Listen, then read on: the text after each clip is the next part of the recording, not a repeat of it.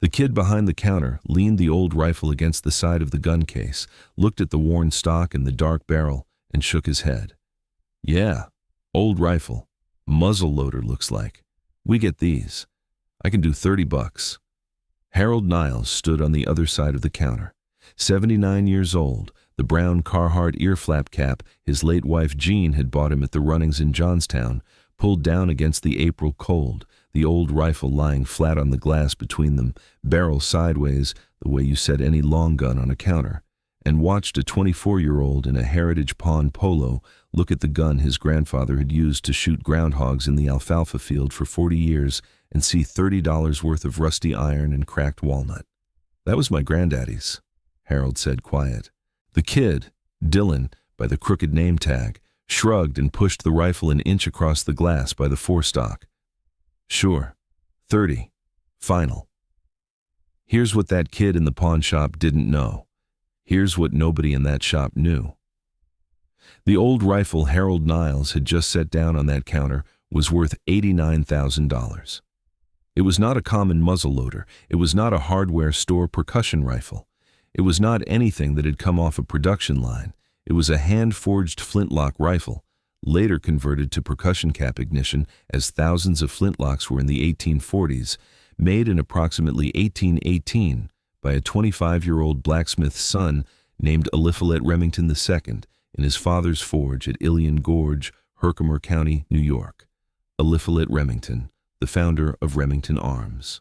The man who started the oldest firearms manufacturer in America and one of the oldest continuously operating manufacturers of any kind in the United States by forging a rifle barrel by hand in a creekside forge in 1816. The rifle on the counter was not a Remington. It was one of the Remingtons, one of the first rifles Eliphalet Remington ever made, before there was a factory, before there was a company, before there was an empire that would arm the Union Army, supply the Indian Wars, equip 2 world wars, and put its name on every gun rack and sporting goods counter in America for 200 years. This rifle was from the beginning. It was made by Remington's own hands. The barrel was forged on Remington's own anvil. The rifling was cut on a hand-cranked rifling bench Remington had built himself. And on the top flat of the octagonal barrel, under 2 centuries of rust and bore fouling and the accumulated grime of 40 years of groundhog shooting, was a small touch mark, hand-stamped into the hot iron, ER in an oval, Eliphalet Remington's personal mark, the mark he had used before the company existed. Fewer than 8 authenticated pre-factory Remington rifles were known to exist anywhere in the world. 3 were in the Remington Arms Corporate Archive. 2 were at the National Firearms Museum. 1 was at the Smithsonian. 1 was in a private collection in Texas. The last one to surface at auction, a circa 1820 Remington forged barrel mounted on a replacement stock, had sold at Rock Island Auction in 2019 for $76,000. Harold's rifle was different.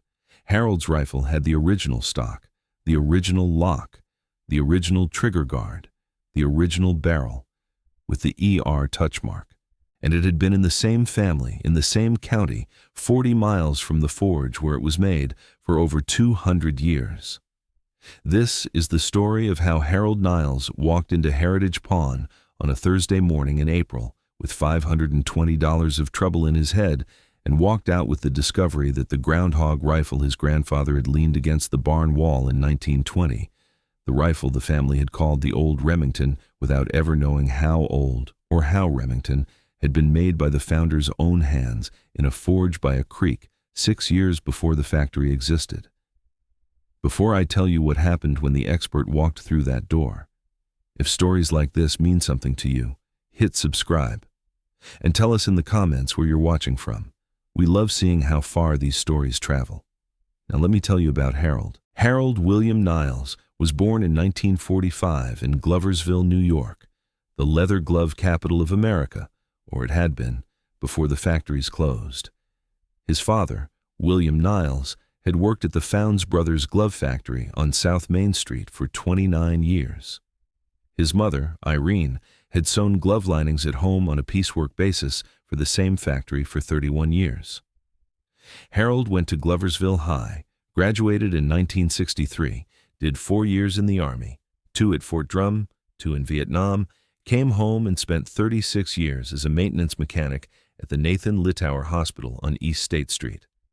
Married Jean Timmerman in 1969. One son, William, named for Harold's father, now 53 and living in Amsterdam, 12 miles east, driving a school bus for the Greater Amsterdam School District. Jean had died in 2023 of emphysema. 3 years on oxygen, slow and hard, the concentrator humming in the bedroom like a second heartbeat. The septic was the problem. The septic tank behind the small house on West Pine Street had failed the county health inspection in March. The leach field was saturated, the baffles were cracked, and the tank needed pumping and a partial rebuild. The septic company had quoted $520. Without the repair, the county would red tag the house. His hospital pension was $1,220 a month. Social Security added $2,070. After property taxes, insurance, electric, heating oil, his blood pressure and diabetes medications, and groceries, he had about $80 of slack in a good month. He did not have $520. He could have called William in Amsterdam. William was a school bus driver whose wife worked part-time at the Price Chopper. Harold had not asked his son for $1 in 15 years. He was not going to start over a septic tank. For 10 days, he managed carefully and hoped the county inspector didn't come back. On the 11th morning Thursday, he went to the closet in the back bedroom. The rifle stood in the corner of the closet behind Jean's winter coat and a box of Christmas ornaments Harold had not opened since Jean died. It had been in that closet since 1985, when Harold had moved it from his parents' house after his mother died. Before that, it had leaned against the wall in the back room of the house on Kingsborough Avenue where Harold had grown up, the house his grandfather, Asa Niles, had owned from 1910 to 1958. And before that, the rifle had leaned against the wall of a barn on the Niles farm in Ephrata, 15 miles west of Gloversville, where it had been a working farm gun since before anyone in the family could remember. The rifle was about 4 feet long. The barrel was octagonal, 8 flat sides, hand-forged, the iron darkened almost black from 2 centuries of use and neglect. The stock was walnut, cracked at the wrist, the finish worn to bare wood at the grip, and the forestock from generations of hands. The lock, the firing mechanism on the right side of the stock, was a percussion lock, meaning it fired with a small copper cap instead of a flint. But the expert would see, and the kid behind the counter would not see, that the lock was not original to the rifle. The percussion lock had been fitted into a space that had originally held a flintlock mechanism. The screw holes didn't quite align. The inlet in the wood showed the ghost outline of a larger, differently shaped lock plate. The rifle had been born a flintlock and converted to percussion sometime in the 1840s, when percussion caps had replaced flint as the standard ignition system. This conversion was so common in rural New York in the 1840s that a country gunsmith could do it in an afternoon. Harold's grandfather Asa had told Harold's father, William, about the rifle exactly once in 1935, sitting on the porch of the house on Kingsborough Avenue. William had told Harold the story in 1972, standing in the back room with the rifle in his hands. "Your granddaddy said this rifle was made by Remington," William had said, "not the Remington Company, the man himself. Old Eliphalet Remington. He said the barrel was forged at the Remington Forge on Steele's Creek before the factory was built. He said it had been in the family since his daddy bought it, and his daddy bought it from a man who bought it from Remington himself. That's 3 men between us and the forge. I don't know if it's true, but that's what your granddaddy said." Harold had nodded. He had been 27. He had not thought about it again. He had used the rifle to shoot groundhogs in the alfalfa field on his uncle's farm in Ephrata from 1972 to 1985. It shot accurately. The barrel was strong. The trigger was clean. It was a good gun. He had not thought about where it came from, because where it came from did not affect where the bullet went. Harold sat at the kitchen table that Thursday morning with the rifle across the table and the septic estimate beside his coffee mug, and he did something he'd sworn he would never do. He slid the rifle into a canvas gun sleeve and drove to town. The 2001 Ford F-150 had 227,000 miles and a transmission that slipped between second and third. Harold drove the 2 miles to Heritage Pawn on North Main Street and parked at 9:14 on a cold, gray April morning, with the last of the snow still holding in the shadows along the north side of the buildings. Heritage Pawn sat between a Stewart's shops and a vacant storefront that had been a shoe repair shop until 2019. The bell jangled as Harold stepped inside. Dylan was behind the counter on his phone and looked up after about 8 seconds. "Help you?" "I've got an old rifle, my granddaddy's, muzzleloader." "Let's see it." Harold unzipped the canvas sleeve and laid the rifle flat on the glass counter, barrel sideways, the way his grandfather had taught his father and his father had taught him. Dylan looked at it. He picked up the rifle by the forestock with one hand and tilted the barrel toward the fluorescent light, squinting at the octagonal profile. "Yeah, old muzzleloader. Percussion. We get these from estate sales. Black powder guys buy them sometimes, but mostly they want reproductions. This one's beat, stock's cracked, barrel's dark, lock's been replaced. $30. It's a Remington. My granddaddy said it was made by Remington himself, the man, not the company." "Sure, Pops." Dylan set the rifle back on the glass. Not gently. The buttstock thumped against the counter. "Remington made 1,000,000 guns, $30. Take it or leave it." Harold's hands were flat on the counter. His jaw was tight. He thought about the septic tank. He thought about Gene on the oxygen concentrator, the way the machine had hummed all night, and the way the silence after it stopped had been the loudest sound Harold had ever heard. He thought about his grandfather Asa on the porch on Kingsborough Avenue, telling the story of the rifle to a boy who was too young to understand what he was hearing. He did not pick up the rifle. He did not say yes. He did not say no.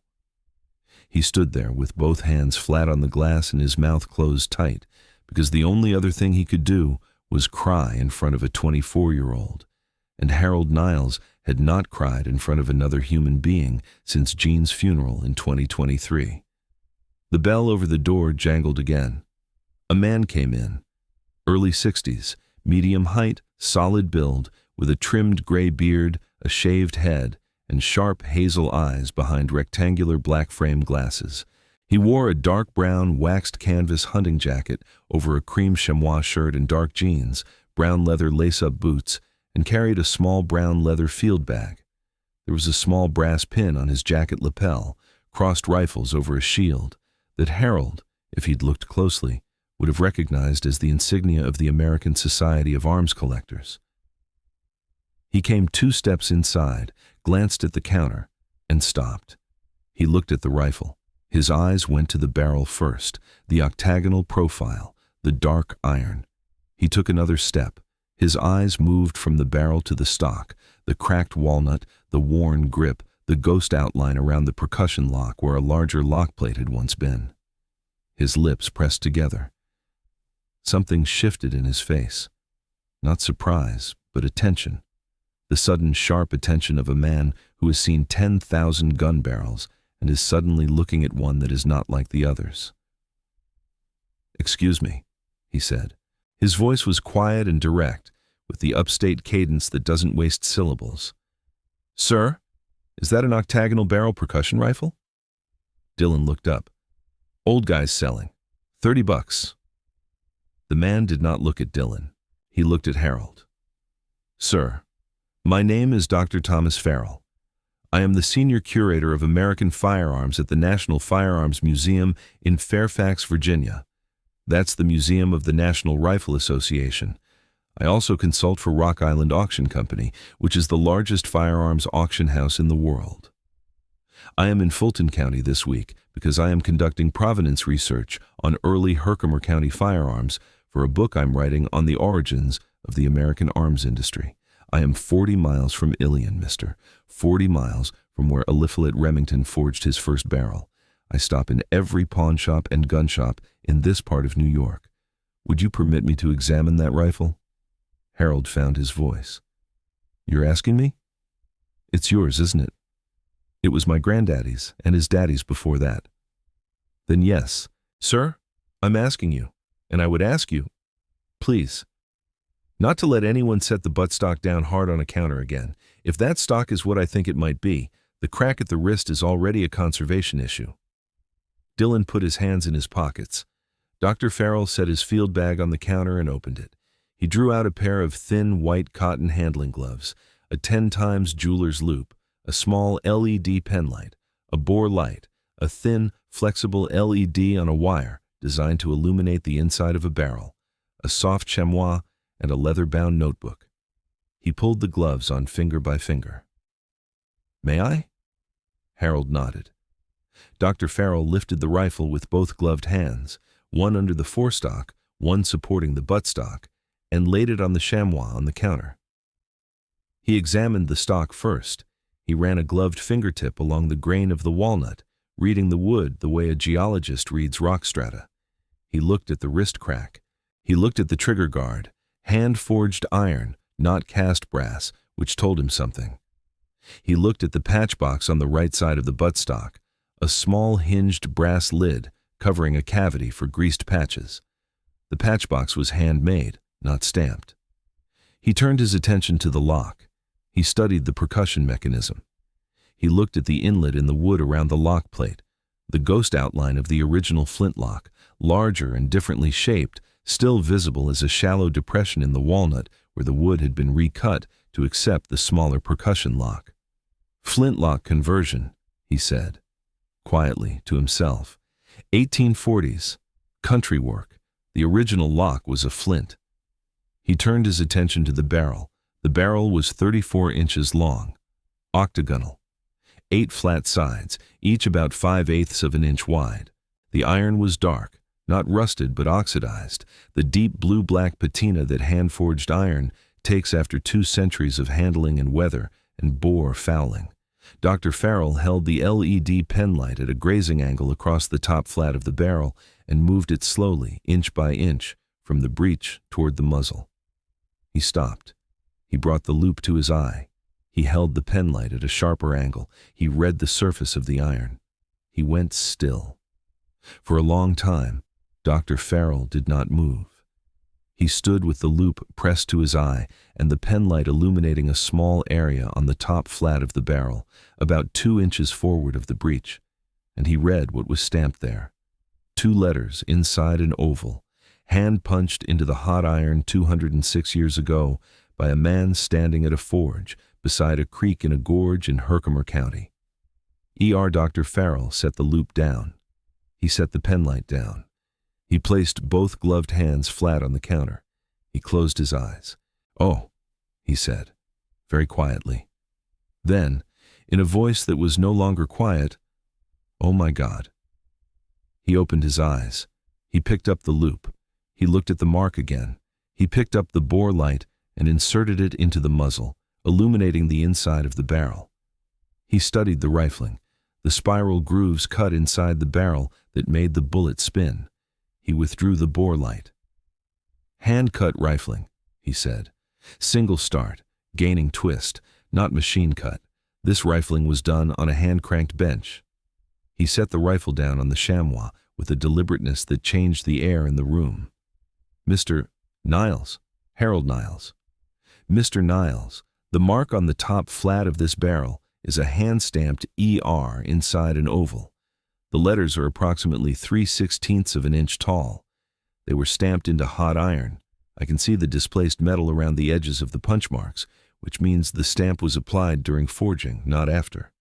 He paused. "Mr. Niles, ER is the personal touch mark of Eliphalet Remington II. Harold's knees went soft. He reached for the stool beside the counter. "Mr. Niles, in 1816, a 23-year-old man named Eliphalet Remington, the son of a blacksmith in Litchfield, Herkimer County, New York, forged a rifle barrel in his father's forge at Ilion Gorge on Steele's Creek.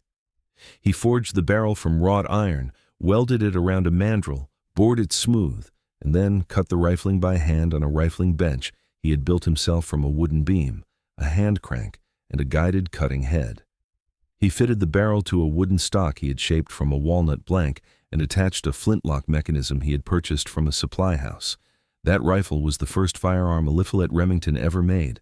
It was the beginning of Remington arms. The fluorescent tube over the door flickered.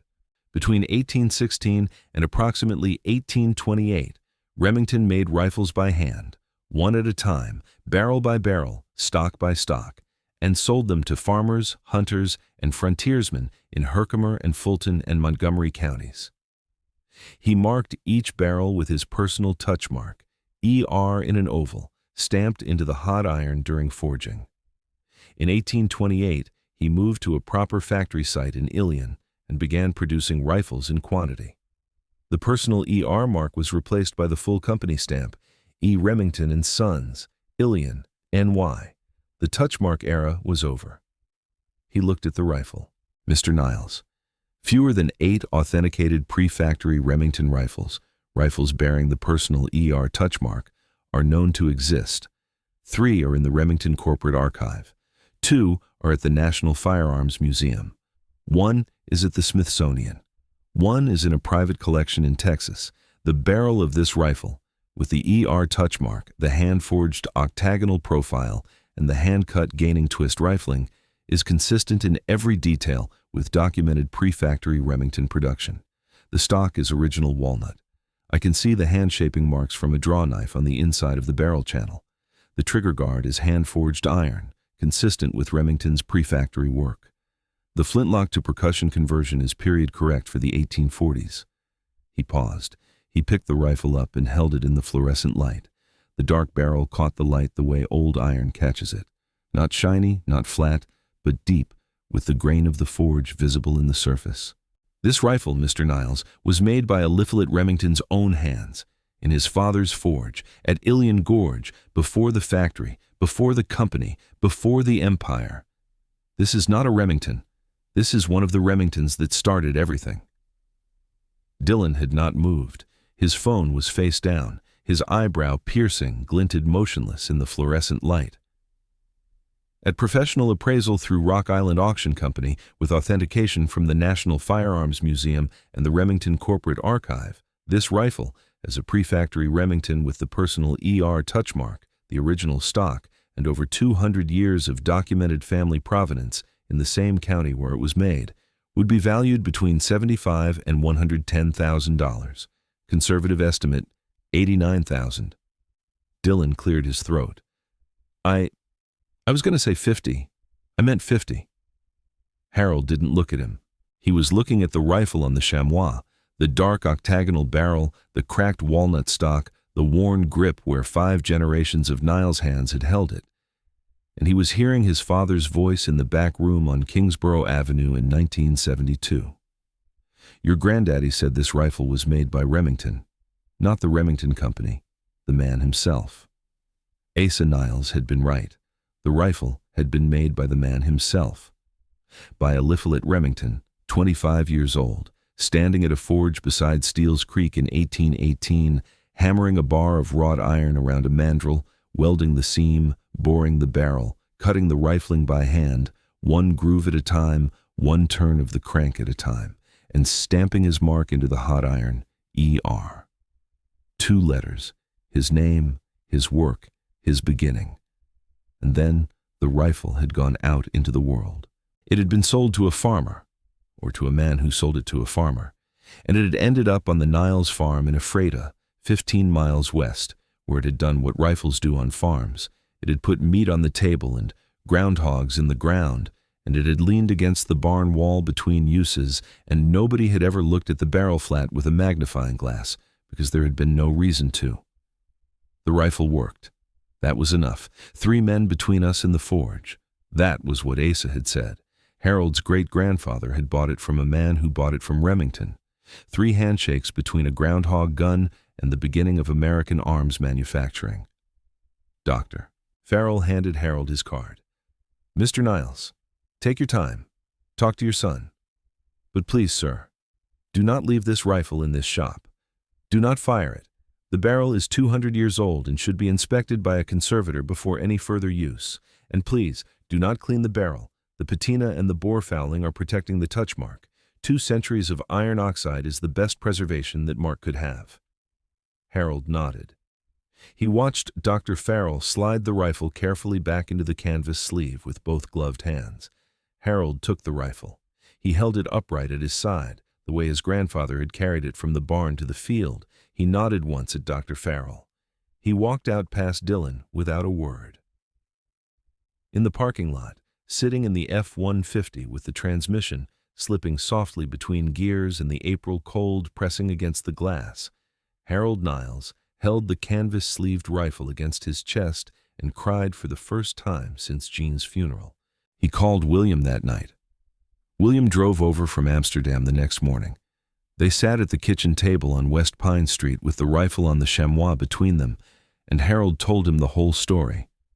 William, who had been named for a father, who had been named for a grandfather who had bought a rifle from a man who bought it from Remington, held the rifle and looked at the ER touch mark through a magnifying glass and said, very quietly, "Grandpa Asa was right."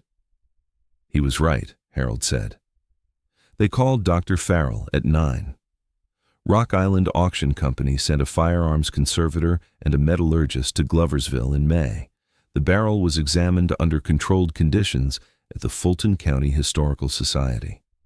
The wrought iron was metallurgically dated, composition consistent with early 19th century Herkimer County bog iron, the same iron source documented in the Remington Corporate Archive.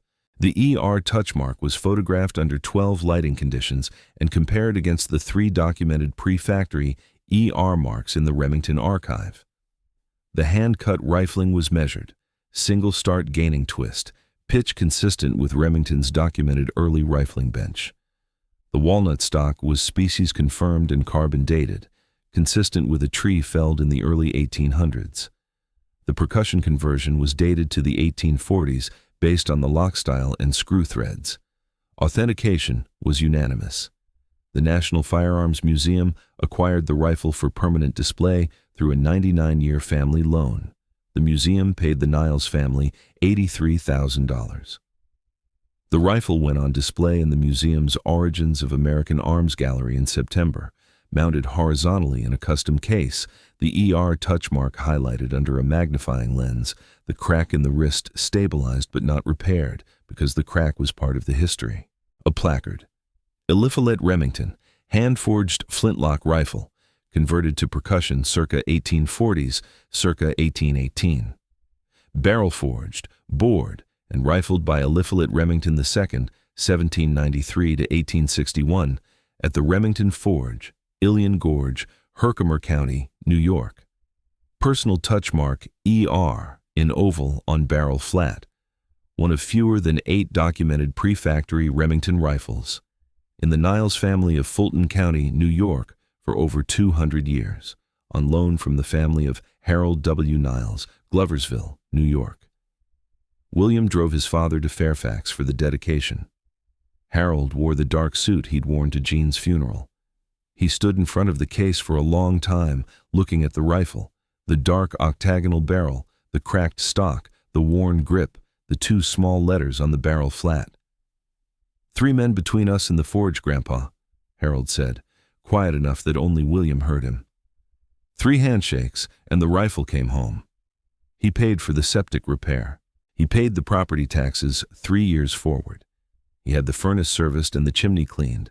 Jean had asked him to do both in 2021, and he hadn't. He sent William $20,000 and told him to use it for the kids. He set up a trust for his 2 grandchildren. He bought Jean a new headstone with her full name, and a line beneath that read, "Wife, Mother." She kept the home fires burning. A letter came to Harold's post office box in November. It was from a 68-year-old man in Ilion, New York, named Robert Remington Craig, a direct descendant of Eliphalet Remington II through Remington's daughter. Robert had seen the rifle at the National Firearms Museum.